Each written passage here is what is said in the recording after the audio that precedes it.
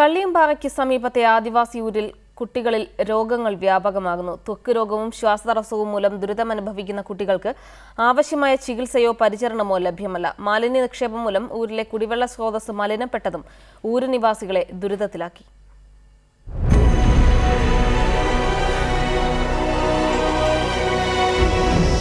നീറ്റ gelatine കമ്പനിയുടെ മാലിന്യ നിക്ഷേപം നടക്കുന്ന മുതലമടയിലെ കള്ളിയാമ്പാറയ്ക്ക് തൊട്ടരികിലുള്ള ആദിവാസി ഊരിലെ കുട്ടികളുടെ ദുരിതക്കാഴ്ചയാണിത്. ശരീരം മുഴുവനും ചൊറിഞ്ഞു തടിച്ച് ത്വക്ക് രോഗത്താൽ വലയുന്ന ഇവിടുത്തെ കുട്ടികളിൽ ശ്വാസതടസ്സവും വ്യാപകമാണ്. ഊരിലെ 15ഓളം കുട്ടികളാണ് ഇത്തരത്തിൽ ദുരിതത്തിലായിട്ടുള്ളത്. ഇവിടെ കുടിവെള്ളത്തിലൊക്കെ ഇറങ്ങിയിട്ട് കുടിച്ചിട്ട് പുറത്തിലേക്ക് വന്നു. കുട്ടികൾക്ക് മാത്രമല്ല മുതിർന്നവരിലും രോഗങ്ങൾ വ്യാപകമാണ്. മാലിന്യ നിക്ഷേപം മൂലം ഇവർ കുടിക്കാനും കുളിക്കാനും ഉപയോഗിച്ചിരുന്ന കിണർ മലിനമായി. വെള്ളം തിളപ്പിച്ചാൽ വെള്ള നിറത്തിലുള്ള പൊടി നിറഞ്ഞു വരും. ഈ വെള്ളത്തിൽ പാചകം ചെയ്യുന്ന സാധനങ്ങൾ വേഗം കേടാവുമെന്നും ഊരുകാർ പറയുന്നു. ചൂടാക്കി കഴിഞ്ഞിട്ടുണ്ടെങ്കിൽ അതിന് മേലെ ഒരു വെള്ള സാധനം അങ്ങനെ പാറി നിൽക്കുകയാണ്. അതൊന്നും നമുക്ക് കുടിക്കാൻ പറ്റില്ല.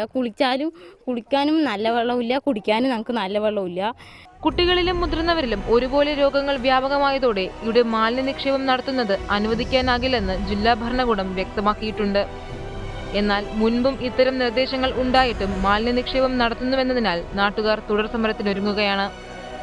റിപ്പോർട്ടർ, പാലക്കാട്.